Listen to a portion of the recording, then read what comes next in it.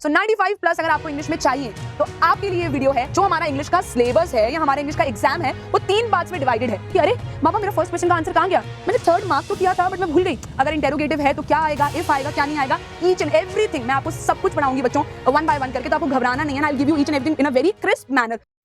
Hello everyone, how are you all. मैं उम्मीद करती हूँ मेरे सारे प्यारे बच्चे बहुत ही अच्छे होंगे और बहुत सारी मस्ती भी कर रहे होंगे, पर साथ साथ बच्चों हमें पढ़ाई भी करते रहना है।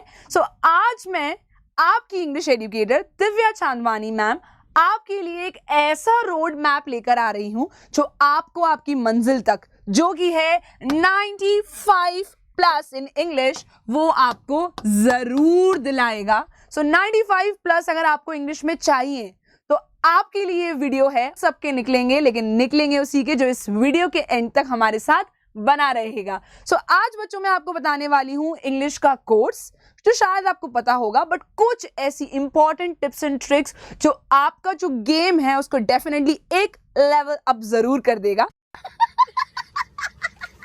तो फटाफट से देखते हैं कि मैम इसके लिए हमें करना क्या होगा। तो हमारी जो इंग्लिश है, जो हमारा इंग्लिश का सिलेबस है या हमारा इंग्लिश का एग्जाम है, वो 3 पार्ट्स में डिवाइडेड है। कर सकते हो, मुझे पता है आपको थोड़ा डिफिकल्ट लगता है, बहुत सारे बच्चों को पैसेज समझने में बहुत दिक्कत आती है। अगर आप भी उनमें से हैं तो कुछ देर के लिए और रुक जाइए, मैं आपको कुछ आसान टिप्स एंड ट्रिक्स डेफिनेटली बताऊंगी।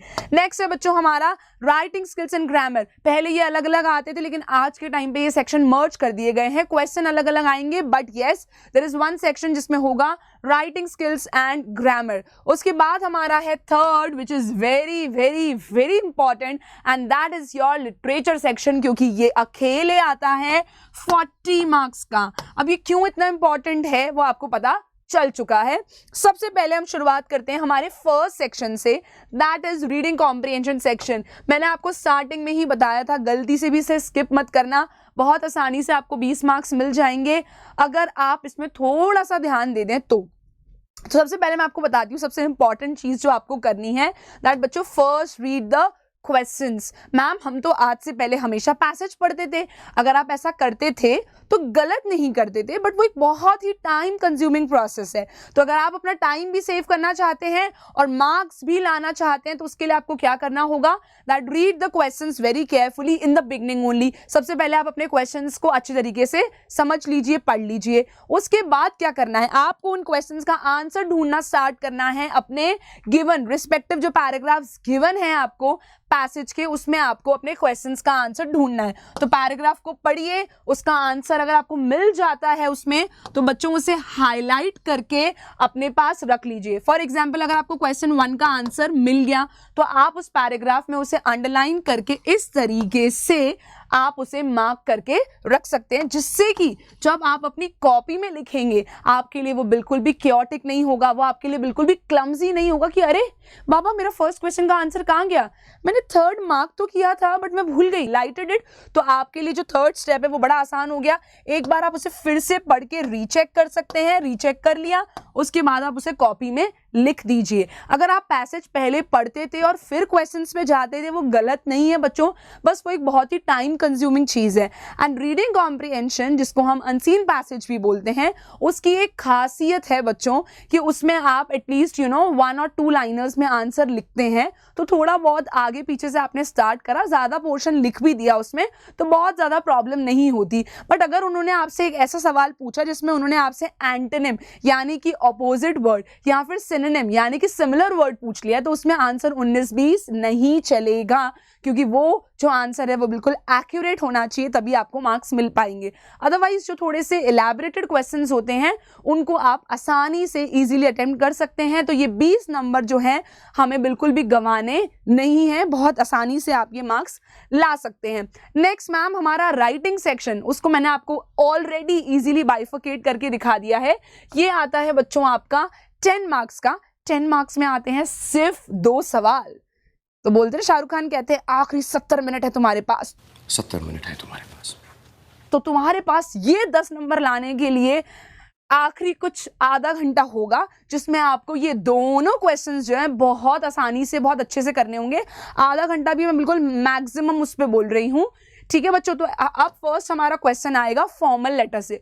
मैम ये फॉर्मल लेटर किस चिड़िया का नाम है? अगर आपको नहीं पता है तो मैं आपको बता देती हूँ, एक ऐसा लेटर जो आप ऑफिशियल्स को लिखते हैं। फॉर एग्जाम्पल, अगर आपने द टाइम्स ऑफ इंडिया हमारा जो न्यूज़पेपर है, अगर आपने उसके एडिटर को कोई लेटर लिखा है तो उस केस में वो हो जाएगा फॉर्मल लेटर। और आप जो अपनी friends, family, friends, cousin, siblings को जो लेटर लिखते हैं दैट इज इनफॉर्मल लेटर। आज की तारीख में तो हम व्हाट्सएप करते हैं, वो एक इनफॉर्मल लेटर बन चुका है, we all know that, but ये हमारा होता है फॉर्मल लेटर। और ये आएगा हमारे प्यारे बच्चों 5 मार्क्स का। 5 मार्क्स का आएगा। तो यार इतनी इजी जो हमें 5 मार्क्स मिल रहे हैं, क्या हमें वो छोड़ने चाहिए?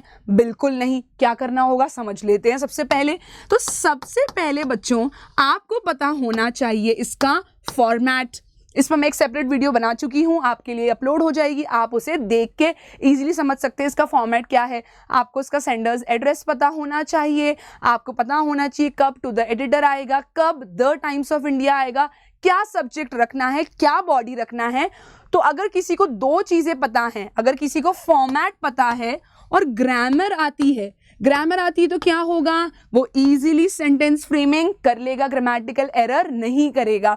सो अगर आपके पास इन 2 का कॉम्बिनेशन है, फॉर्मेट पता है, ग्रामर आती है, 5 नंबर फ्री के, डन, क्लियर। नेक्स्ट आता है बच्चों एनालिटिकल पैराग्राफ। ये भी आता है हमारा 5 मार्क्स का। अब क्योंकि ये 5 मार्क्स का आता है, फिर से क्या ये उतना आसान है जितना फॉर्मल लेटर होता है? तो मैं बता दूं उतना आसान नहीं है। इसमें करना क्या होगा प्यारे बच्चों, फटाफट से इसको समझते हैं। ये आपको बेसिकली इसमें दे देंगे एक पाई चार्ट, या ये आपको दे सकते हैं किसी तरीके का ग्राफ। पाई चार्ट दे सकते हैं, हिस्टोग्राम दे सकते हैं, कोई ग्राफ दे सकते हैं। अब इसमें हमें करना क्या होगा? फॉर एग्जाम्पल आपको बोर्ड्स वालों ने दे दिया एक ऐसा ग्राफ जिसमें उन्होंने चाइना की या फिर इंडिया की पॉपुलेशन मेंशन करी है रिस्पेक्टिव अलग अलग ईयर्स में। Now they are asking you to write a comparison of the population in different years. तो आपको क्या करना है, जो भी ग्राफ में नंबर्स दिए हुए हैं आपको उसको बस इंग्लिश में वर्ड्स में लिखना है according to a proper format, जैसे हम लोग आर्टिकल राइटिंग करते थे बिल्कुल उस तरीके से। बट इसका नाम एनालिटिकल पैराग्राफ है क्योंकि इसमें आपको एक पाई चार्ट, ग्राफ, कोई हिस्टोग्राम, कुछ ऐसी चीज दी होगी जिसके ऊपर नंबर्स गिवन होंगे, आपको उसको समझ के उसको डिकोड करना है एंड उसके बाद आपको उसको अपने वर्ड्स में एक्सप्लेन करना है। अगेन अगर किसी को फॉर्मेट पता है और किसी को ग्रामर आती है तो उसके लिए दोनों सवाल आंसर करना बिल्कुल भी डिफिकल्ट नहीं होगा। तो आई होप आप ये जो 10 मार्क्स हैं वो बहुत आसानी से ले आएंगे सिर्फ 2 चीज़ों की मदद से, that is format and grammatical errors नहीं करनी, दैट मीन्स सेंटेंस फ्रेमिंग हमारी बिल्कुल सही होनी चाहिए। ठीक है मेरे प्यारे बच्चों, अब बढ़ते हैं आगे। मैम ग्रामर में क्या होगा? ग्रामर में घबराइए मत, ग्रामर आएगी बच्चों 10 मार्क्स की, जो कि बहुत ज़्यादा वेटेज नहीं है, पर ग्रामर ऐसा नहीं है जो आपको बिल्कुल भी स्किप करनी चाहिए। मैं अक्सर ये कहती हूँ अगर किसी को टेंस आते हैं तो क्या उसे सिर्फ ग्रामर सेक्शन में हेल्प मिलने वाली है? बिल्कुल नहीं। जब आप अपना आंसर लिखेंगे, फॉर्मल लेटर लिखेंगे, एनालिटिकल पैराग्राफ लिखेंगे, तो सेंटेंस फ्रेमिंग में मदद कौन करेगा? टेंसेस। अगर हम लिटरेचर का आंसर फ्रेम कर रहे हैं तो भाई हम कैसे फ्रेम करेंगे? मुझे स्टोरी पता है बट मुझे टेंसेस नहीं आते, मुझे सेंटेंस फ्रेमिंग नहीं आती, तो क्या मैं लिटरेचर का आंसर करेक्ट तरीके से फ्रेम कर सकती हूँ? नहीं कर सकती हूँ। तो टेंस भैया जो हैं, हमारे प्यारे बंधु जो हैं टेंसेस भैया, इनके बिना आपकी बहुत सारी चीजें, दैट मीन्स आप समझ लीजिए जीवन जो है हमारा इंग्लिश में अधूरा रह जाएगा। सो बच्चों टेंसेस इज समथिंग जो आपको सिर्फ ग्रामर में ही नहीं, फॉर्मल लेटर में भी मदद करेगा और इनफैक्ट आपके लिटरेचर के आंसर्स में भी मदद करेगा। So this is something which should not be skipped at all. Determiners में हमें जानना जरूरी है, जो टाइप्स ऑफ डिटर्मिनर्स होते हैं, पजेसिव्स, डिस्ट्रीब्यूटिव्स, आर्टिकल्स, बड़ा आसान सा इसको इजीली कर सकते हैं। यूजुअली इनसे फिल इन द ब्लैंक्स और एरर स्पॉटिंग के सवाल, एरर स्पॉटिंग के क्वेश्चन पूछे जाते हैं। एरर स्पॉटिंग क्या होता है मैम? आपको एक सेंटेंस दे दिया, उसको हमने 4 पार्ट्स में डिवाइड कर दिया, ठीक है, इस तरीके से डिवाइड कर दिया, A, B, C and D। Okay, one of my, तो ये हो गया A part. Uncles lives in London, इस पर तो एक्चुअली मैंने कोई गलती करी ही नहीं, मुझसे गलती पता नहीं क्यों ग्रामेटिकली हो नहीं पाती, I am sorry. One of my uncles live in London. 4 part में डिवाइड कर दिया. So now the error is in B part. One of my uncles lives in London. ये मैंने आपको सब्जेक्ट वर्ब अग्रीमेंट का सवाल बता दिया किस तरीके से एरर स्पॉटिंग में आता है. एक आसान से एग्जाम्पल लिया था बच्चों, पर डिटर्मिनर्स से, मॉडल से, SVA, that is subject verb concord, also known as subject verb agreement. तो इसमें क्या होता है, usually fill in the blanks या एरर स्पॉटिंग के क्वेश्चन आते हैं. ग्रामर में आपको पढ़ना है determiners, tenses, modals, subject verb agreement and reported speech. Ma'am ये रिपोर्टेड स्पीच किस चिड़िया का नाम है? तो घबराइए मत बच्चों, रिपोर्टेड स्पीच है सिर्फ और सिर्फ डायरेक्ट एंड इनडायरेक्ट स्पीच का नाम. इसमें कुछ भी डिफिकल्ट है? बिल्कुल डिफिकल्ट नहीं है. किस तरीके से क्वेश्चन आता है, कैसे पढ़ना है, फटाफट से समझ लेते हैं.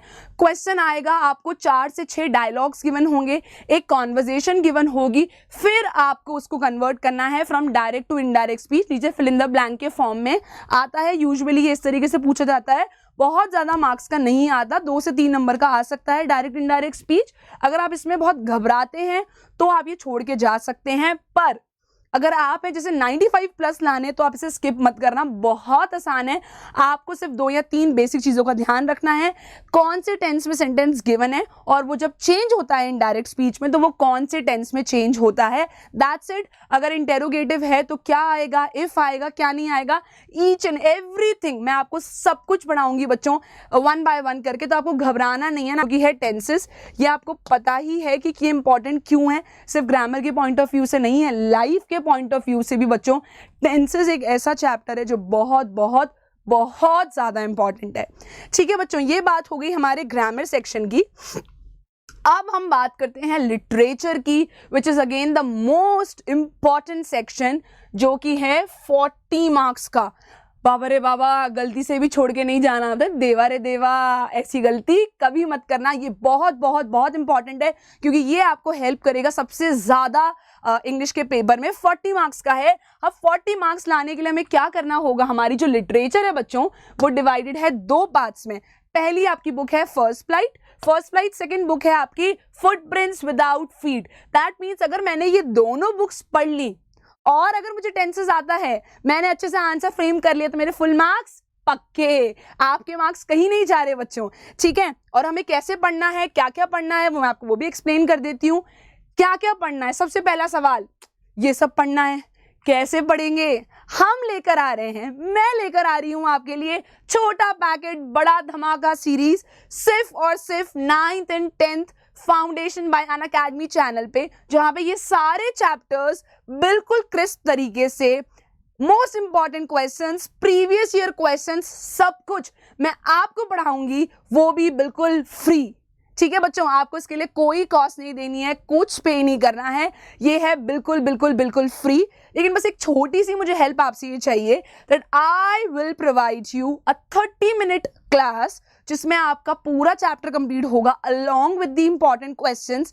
आपको बस उस वीडियो को, आपको बस उस सेशन को स्टार्टिंग से लेके एंड तक देखना है and you are all good to go, you are all sorted. तो फटाफट से समझते हैं कि अब हमें पढ़ना क्या है. ये है आपके प्रोस. प्रोस क्या होता है मैम? प्रोस का मतलब है बच्चों हमारे चैप्टर्स जो आपके आ रहे हैं फर्स्ट फ्लाइट में. फटाफट से नजर घुमाते हैं. अ लेटर टू गॉड, जहां पे लेंचो लिखेंगे खत ऊपर वाले को. उसके बाद Nelson Mandela, the first black president of south Africa. 2 stories about flying. इसमें हम 2 बड़ी इंटरेस्टिंग कहानियां पढ़ेंगे, जिसमें से पहली कहानी है हमारे प्यारे से सीगल की.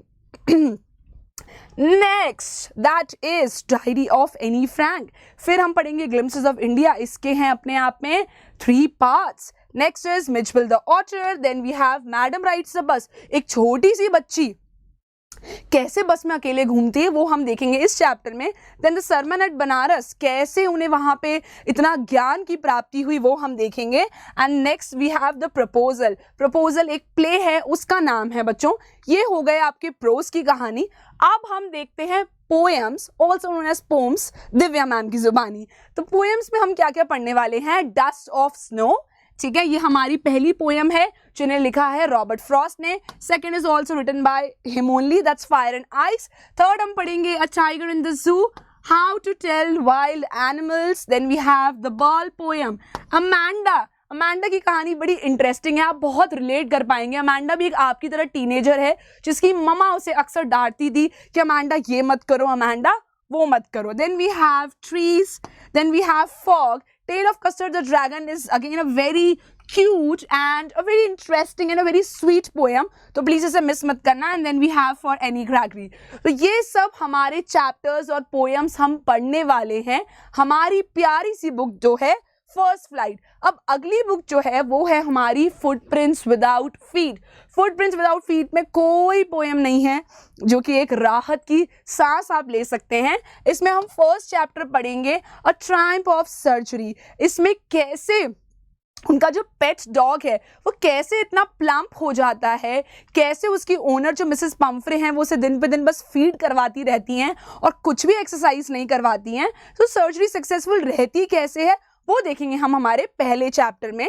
Then we have the thief story. जो थीफ है वो आखिर में सुधर के एक अच्छा इंसान कैसे बन जाता है वो हम जानेंगे स्टोरी में। And we have a lot more interesting chapters such as the midnight visitor, a question of trust, footprints without feet. जिस चैप्टर के ऊपर इस बुक का नाम बेस्ड है उसमें हम देखेंगे वो व्यक्ति गायब कैसे होता था। Then we have the making of a scientist, the necklace, Matilda की कहानी पढ़ेंगे हम इस चैप्टर में। Then we have Bholi, why she was known as Bholi, और भोली अंत में कैसे अपने लिए स्टैंड लेंगी वो हम जानेंगे इस चैप्टर में बच्चों। And then we have the book that saved the earth. Ma'am क्या हमारे लिए ये चैप्टर्स इंपॉर्टेंट हैं? बिल्कुल हैं बच्चों, क्योंकि आपकी दोनों बुक्स में से किस तरीके के सवाल बनेंगे मैं आपको बता देती हूँ। सबसे पहले ये आपसे पूछेंगे एक्सट्रैक्ट बेस्ड क्वेश्चन। बच्चों ये आपको 2 एक्सट्रैक्ट देंगे, ठीक है, उसमें से आपको एक अटेम्प्ट करना है। पहला एक्सट्रैक्ट होगा आपका चैप्टर बेस्ड, फिर ये आपको एक और क्वेश्चन देंगे एक्सट्रैक्ट बेस्ड, बट ये होगा आपकी पोएम बेस्ड। अगेन 2 एक्सट्रैक्ट होंगे उसमें से आपको एक करना है, यहाँ पे भी 2 होंगे उसमें से आपको एक करना है। अब बताओ इंपॉर्टेंट है कि नहीं है? इंपॉर्टेंट है।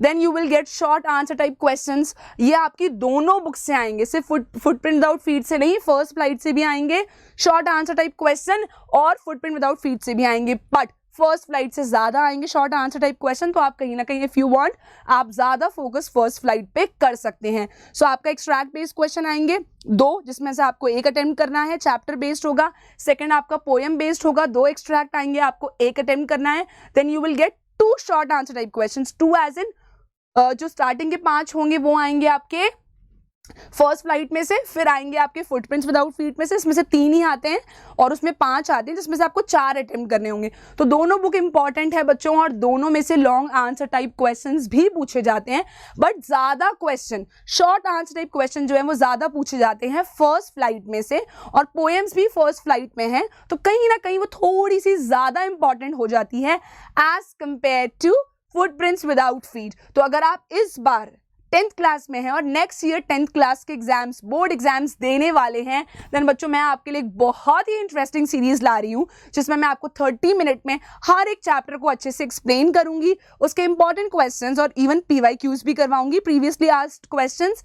तो आप डेफिनेटली हमारे साथ बने रहिए, और आपने अगर हमारे चैनल को अभी तक सब्सक्राइब नहीं करा है, so what are you waiting for? Subscribe to our channel right now because you will get each and everything free, and that too बच्चों ये बहुत ही अरेंज तरीके से मिलने वाला है आपको, एक एक चैप्टर की summary, then you will get all the questions, important ones and previous year questions। जब इतना कुछ मिल रहा है तो एक सब्सक्राइब एक हिट तो बनता है, ठीक है बच्चों। तो मैं अब आपसे डायरेक्टली मिलने वाली हूँ आपकी क्लासेस में, एंड छोटा पैकेट बड़ा धमाका सीरीज चालू हो रही है हमारे 10th क्लास के बच्चों के लिए फ्रॉम 19th ऑफ जुलाई। अगर आपके छोटे भाई बहन कजन या फ्रेंड कोई 9th क्लास में है तो उससे परेशान होने की ज़रूरत नहीं है, क्योंकि उसके लिए भी हम एक सीरीज लेके आ रहे हैं जो स्टार्ट होगी 20th जुलाई से, जस्ट 10th क्लास के एक दिन बाद। तो हमारे साथ जुड़े रहिए, हमारे साथ बने रहिए और इस तरीके से अपना प्यार हमेशा हमें देते रहिए। So thank you everyone, I will see you all in the classes. जय हिंद, बाय बाय।